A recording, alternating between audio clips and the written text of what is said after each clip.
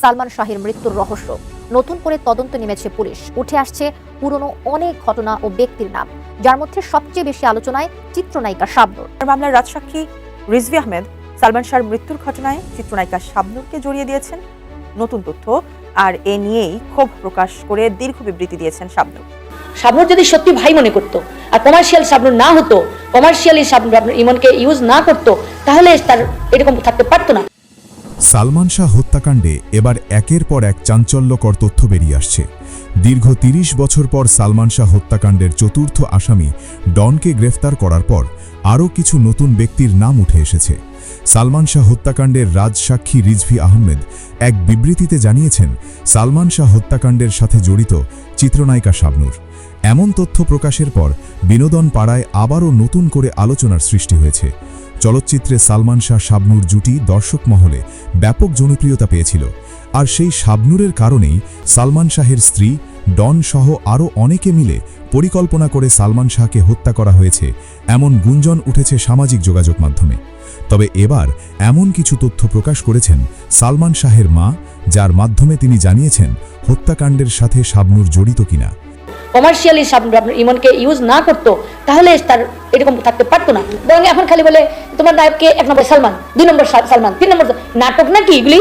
একটা মরা ব্যক্তিকে নিয়ে সামান্যতম শ্রদ্ধাবোধ এবং ভালোবাসা থাকলে এইভাবে মানুষ বলে না। সে বলতে পারতো সুন্দরভাবে, কষ্ট নিয়ে মুখে, দেখলেই তো বোঝা যায় কষ্ট লাগে কিনা। সালমান শাহ হত্যাকাণ্ডের সাথে শাবনূর জড়িত এমন তথ্য দিয়েছেন সালমান শাহ হত্যা মামলার ১১ নম্বর আসামি এবং রাজসাক্ষী রিজভী আহমেদ। তিনি সাম্প্রতিক সময়ে টিভিতে দেওয়া এক ভিডিও সাক্ষাৎকারে এমন তথ্য জানান। সালমান শাহের মৃত্যুর কারণ হচ্ছে দুইজন, এক হচ্ছে শাবনূর, আরেকজন হচ্ছে তার মা। তবে তার এই তথ্যকে মিথ্যা প্রমাণ করে ফেসবুকে বিশাল পোস্ট দিয়েছেন শাবনূর। শাবনূরের বক্তব্যে উঠে আসে যে রিজভী একজন মিথ্যাবাদী, কারণ তিনি ১৯৯৭ সালে বলেছিলেন ১২ লক্ষ টাকার বিনিময়ে সালমান শাহকে হত্যা করা হয়েছে। তবে ২০১৯ সালে এসে তিনি বলেন হত্যা নয়, সালমান শাহ আত্মহত্যা করেছেন। তাই ফেসবুক পোস্টে রিজভীকে কঠোরভাবে সমালোচনা করেছেন শাবনূর। সম্প্রতি শাবনূর তার সামাজিক মাধ্যমে সালমান শাহর হত্যা মামলার বিতর্কিত রাজসাক্ষী রিজভী আহমেদের একের পর এক ভিন্ন বক্তব্য দেওয়ার বিরুদ্ধে সরব হয়েছেন। রিজভীর সাম্প্রতিক বক্তব্যকে গালগল্প ও অসভ্য বয়ান বলেও দাবি করেছেন। দীর্ঘ ৩০ বছর পর সালমান শাহ হত্যাকারী হিসেবে আশরাফুল হক ডনকে গ্রেফতার করার পর সালমান শাহ হত্যাকাণ্ডের বিষয় নিয়ে আবারও তুমুল আলোচনা সৃষ্টি হয়েছে। তবে ডন কিভাবে সালমান শাহ হত্যার সাথে জড়িত তা তুলে ধরেছেন অনেকেই। চলুন সেসব তথ্য দেখে আসি। ১৯৯৬ সালের ৬ সেপ্টেম্বর শরতের এক সকালে ঢাকায় চলচ্চিত্রের আকাশে নেমে এসেছিল গভীর শোক। মাত্র ২৫ বছর বয়সে রহস্যজনকভাবে মারা যান তুমুল জনপ্রিয় চিত্রনায়ক সালমান শাহ।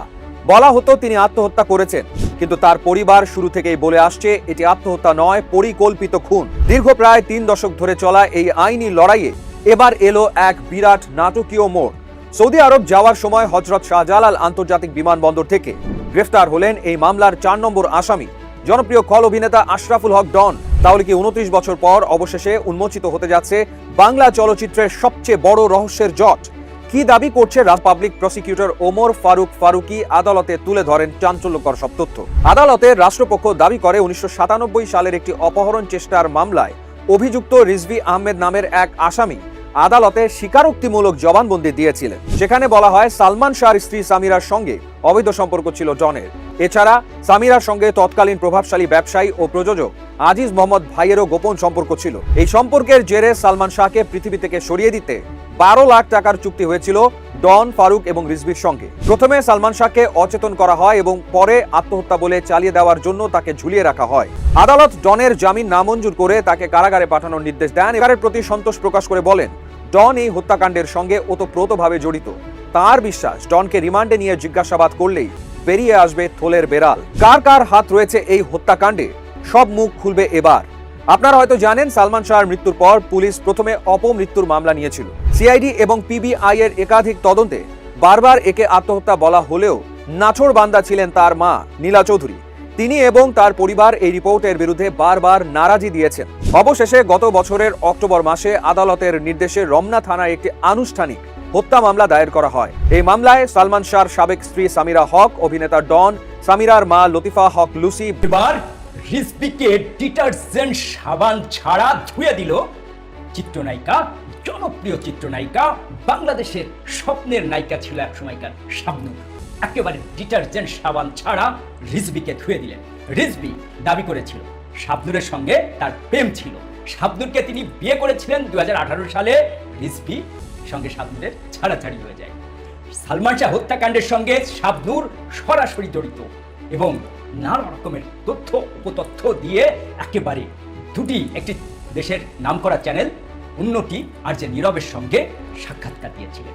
সেটি নিয়ে শাবনূর এতদিন চুপ। হত্যাকাণ্ডের সালমান শাহ হত্যাকাণ্ড নিয়ে শাবনূর এতদিন পর দীর্ঘ একটি স্ট্যাটাস দিয়েছে এবং সেখানে সালমান শাহের পরিবারের পাশে দাঁড়িয়েছেন চিত্রনায়িকা শাবনূর। এই প্রথম দেখলাম যে বিল্টু এবং নীলা চৌধুরী, নীলা আন্টির পাশে দাঁড়ালেন শাবনূর। কারণ এই রিজভি, পাগল রিজভি, এই ম্যাড রিজভি, প্রতারক রিজভি, যিনি সালমান শাহের পরিবারকে নানাভাবে অপমান করে কথা বলেছেন এবং সালমান শাহ হত্যাকাণ্ডে যে সমস্ত আসামি প্রত্যেককে তিনি নির্দোষ দাবি করেছেন। সেটি নিয়ে গতকাল শাবনূর একটি দীর্ঘ স্ট্যাটাস দিয়েছেন শাবনূরের পেজ থেকে। সেটি একবার আপনাদের সঙ্গে শেয়ার করতেই পারি। রিজভির গাল গল্প ও অসত্য বয়ান, সালমান শাহর মৃত্যুকে পরিকল্পিত হত্যাকাণ্ড দিয়ে দাবি করে সেই ঘটনার সঙ্গে জড়িত নয় এবং সালমান শাহ নিজেকে শেষ করেছিল। আশ্চর্যের বিষয়, সালমান শাহের মৃত্যুর দীর্ঘ 29 বছর পর অল্প কিছুদিন আগে আর যে নীরব ও সময় টিভিকে দেয়া দুটি পৃথক সাক্ষাৎকারে সে আবার একই দাবি করে যে সালমান শাহের মৃত্যু হত্যা নয় বরং নিজেকে শেষ করা। শুধু তাই নয়, সে ওই হত্যার জন্য সালমান শাহর মা নীলা চৌধুরীকে দায়ী করে। পাশাপাশি প্রথমবারের মতো আমার বিরুদ্ধে মিথ্যা অভিযোগ তোলে এবং আমাকেও একই ঘটনার জন্য বারবার দায়ী করে কথা বলে। এটি রিজভি করেছে। প্রশ্ন হলো, রিজভির কোন বক্তব্যটি সঠিক? একই ব্যক্তি যখন সময়ে সময়ে একই ঘটনার বিষয়ে একজনের মানে সবকিছু কিন্তু ডিফারেন্ট। আপনারা আমার কিন্তু সবকিছু একরকম হবে না। হ্যাঁ, তো ওইখানে স্বামীরা অস্বীকার করে, কিন্তু অস্বীকার করলে হবে না। আমরা জানি যে এখন ডন তো স্বামীরা প্রেমে পড়ে গেছিল ভাই, নিজে তো বিয়েও করে নাই। এতদিন তো সে মানে চিরকুমার রয়েছে তার ভাবির জন্য। সে তো বলে তার ভাবি খুব স্মার্ট, শিক্ষিত, ভাবির প্রশংসা সে কত। অথচ যার জন্য তুই এই জায়গাটা আসছিস, ওকে তুই করে বলতাম, ওকে তুই না আরো কিছু খারাপ ভাষাটাকে আমি বলতাম। হ্যাঁ, মানে ওকে ওই জায়গায় আসছে কার জন্য?